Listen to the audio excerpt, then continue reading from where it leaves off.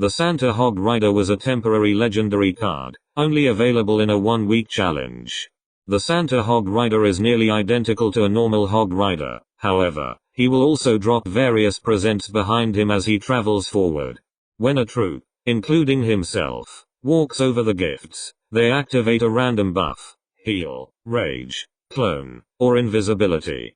All gifts affect a small radius around where they were collected. A Santa Hog Rider card costs 5 elixir to deploy. Strategy.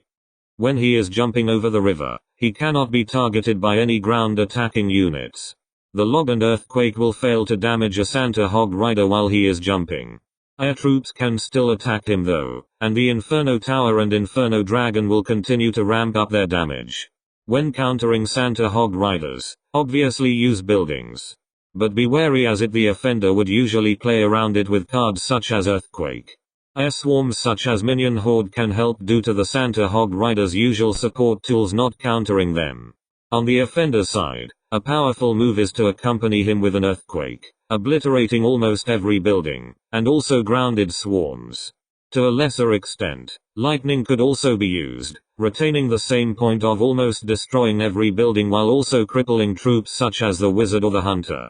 The log could also be an effective first play as a cycle, but it only kills swarms and sometimes a non-center placed tombstone. However, its knockback could reset the attack of heavy hitters like Mini PEKKA, allowing the Santa Hog Rider to pass for a hit before he is hit hard. A fast and deadly combination is the Santa Hog Rider and Mini PEKKA combo. Both units are fast but the Mini PEKKA does much more damage and does not attack only buildings, so the Mini PEKKA can deal with troops like the Executioner and Musketeer. However, this combo can be defeated with swarms like Skeleton Army, as the Mini PEKKA cannot handle swarms. They are also unable to target air troops, so the Minion Horde can stop this easily. A Santa Hog Rider combined with a Goblin Barrel can be awkward for the opponent to defend against. Timing it so that the Hog Rider is tanking the tower shots for the goblins is the most effective way to deal damage. The spells that come from the Santa Hog Rider can also assist the goblins in dealing more damage. A Barbarian Barrel can shut this down with minimal tower damage for a positive elixir trade, as long as the Goblin Barrel was placed directly on the tower. Use another card to counter the Santa Hog Rider if it is necessary. His fast move speed can boost forward mini tanks like an ice golem in a push. At the same time, he can also function as a tank for lower hit point troops such as goblins, as he still has a fair amount of health. However, the Santa Hog Rider struggles with swarms if there is nothing to collect his gifts, as they can damage him down and defeat him quickly while obstructing his path, due to his inability to target troops. Barbarians in particular can fully counter him without very strict timing on the defender's part, though they are vulnerable to spells. Swarm cards like Skeleton Army, Goblin Gang, and Minion Horde can also very easily counter him. Use this to your advantage by placing a bulky swarm dealer in front of the Hog Rider, Egg, Ice Golem, Valkyrie, so that the Hog Rider can transport it to the tower faster and also get protection from swarms. Most cheap swarms complement the Santa Hog Rider well, as they are nearly as fast as him and usually force more than one card out of the opponent's hand. The Santa Hog Rider in conjunction with the freeze can surprise the opponent and allow the Hog Rider to deal much more damage than anticipated, especially if the opponent's go-to counter is a swarm, or swarms are their only effective counter to him. Skeletons and bats will immediately be defeated by the spell, while spear goblins, and minions will be at low enough health to be defeated by a follow-up small spell. Against non-swarm troops, it can deal a lot of damage during the freeze time, but this can allow the opponent to set up a massive counter-push. For this reason, players should either only go for a Santa Hog Rider plus freeze when they have other units backing it up from a counter-attack, or if the match is about to end and they need to deal as much damage as possible. The exception to this is an elixir collector placed in front of the King's Tower. If a Santa Hog Rider placed at the bridge, he can destroy the collector for a positive elixir trade, though the damage from both Princess Towers will usually mean he does not survive to deal any damage to them. However, if the opponent sends in defending troops, it can be an opportunity to gain spell damage value. It is obviously not a good idea to send in a Santa Hog Rider simply to destroy a building, especially if it is the only building targeting unit available, as defeating crown towers becomes substantially more difficult. Spells or simply waiting out the lifetime of the building are more effective.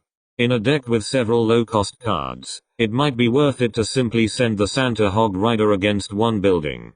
These decks shuffle their card rotation quick enough that they will arrive to their next Santa Hog Rider before the next Hog counter arrives in the opponent's card rotation. When there are buildings placed in the middle to counter the Santa Hog Rider, understanding the placement of the Santa Hog Rider and the type of building placed can help the Santa Hog Rider to bypass certain buildings. Passive buildings such as spawners have a larger hitbox than defensive buildings, which means that if a passive building was placed 3 tiles away from the river in the middle of the opponent's side, then it is impossible for the Santa Hog Rider to bypass that placement. Defensive buildings have a smaller hitbox than a passive building, which means if a defensive building was placed 3 tiles away from the river in the middle of the opponent's side, a Santa Hog Rider placed at the very left or right side of the arena may be able to bypass it due to its smaller hitbox. If the player has a building already placed down in the center of the arena, and the opponent tries to bypass it with a Santa Hog Rider at the edge of the arena, they can use certain air troops to push the Santa Hog Rider towards the building as it jumps over the river, effectively denying the bypass attempt. They must be already hovering over the correct placement, as very quick reflexes are required to correctly perform this technique.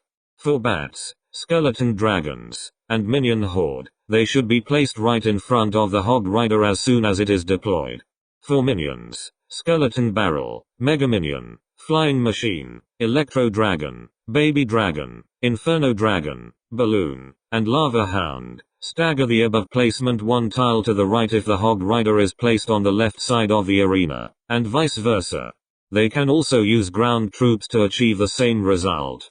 Something like an ice golem deployed at the Hog Rider's landing spot will obstruct his path and force him to go around the unit, which causes him to be closer to the building instead of the crown tower.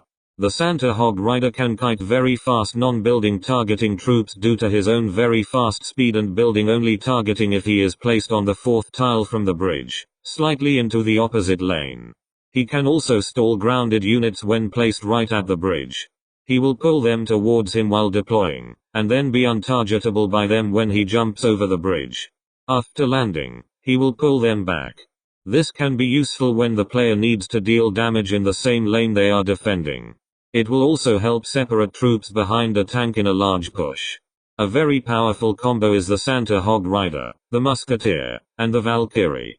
The Musketeer will defend against most troops, while the Valkyrie can protect her and the Santa Hog Rider from swarms or high damage units. The Santa Hog Rider is used to deal damage to the tower.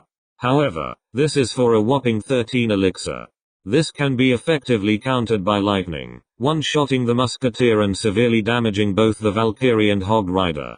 The minion horde is also effective, but the enemy can zap them and the Musketeer will one-shot them all.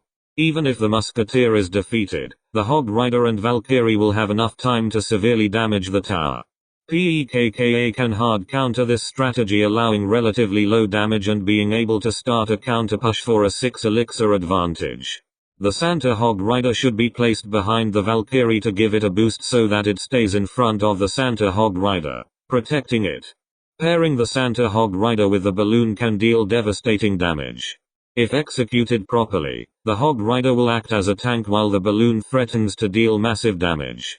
The Santa Hog Rider can also destroy any buildings attempting to slow down the combo, as well as deliver rage to the balloon, making it much more deadly. However, this combo is very vulnerable to swarms and anti-air cards as they only target buildings. Additionally, they are easy to separate, due to the disparity in move speeds. Alternatively, the Santa Hog Rider and the balloon can be played in different lanes to spread the opponent's defenses thin. However, a building or tornado can bring them back together for an easier defense. A solid play is to deploy the Santa Hog Rider at the bridge as soon as the match starts or when you reach 10 elixir, which is safer. If the opponent does not react fast enough or has a bad starting hand, the Santa Hog Rider will deal a significant amount of damage to the Princess Tower. This can also allow the player to quickly scout the opponent's deck if they happen to react to him fast enough. A good placement and timing with guards and the log will fully counter the Santa Hog Rider, cancelling all hits. A tornado placed on the second tile front of the player's King's Tower and staggered 2 tiles towards the Princess Tower will activate it without any damage dealt to the Princess Tower, helping them in defending future pushes. This can also be a method of mitigating all damage dealt to a Princess Tower, but doing this more than 3 times may result in the King's Tower's health being low enough to be targeted directly, opening up the possible threat of a backdoor 3 crown, especially if the Santa Hog Rider goes invisible. A better alternative is to pull the Santa Hog Rider away from the Princess Tower into the attacking range of all 3 crown towers, which will negate all damage as long as none of them are already distracted. A fisherman timed perfectly can pull a Santa Hog Rider without it dealing damage, activating the King's Tower. When it has already been activated, put the fisherman closer to the river rather than the King's Tower so the Santa Hog Rider will be pulled to a safer location for you. Using the log to predict a skeleton army or even a goblin gang will let your Santa Hog Rider keep most if not all of his hit points and your opponent may not answer in time, letting your Santa Hog Rider connect to the tower. A Santa Hog Rider is much harder to counter with swarms than a normal Hog Rider, as he has access to rage, killing skeletons and spear goblins, and invisibility, forcing the swarms to ignore him. The best counters to him are stronger swarms such as barbarians and buildings such as Inferno Tower. Santa Hog Rider should never be ignored, even if it is low on health. He may unexpectedly drop a heal or invisibility gift, greatly increasing the amount of damage he does. Even deploying a cheap cycle card can do enough damage to defeat the Santa Hog Rider before he can use one of these spells.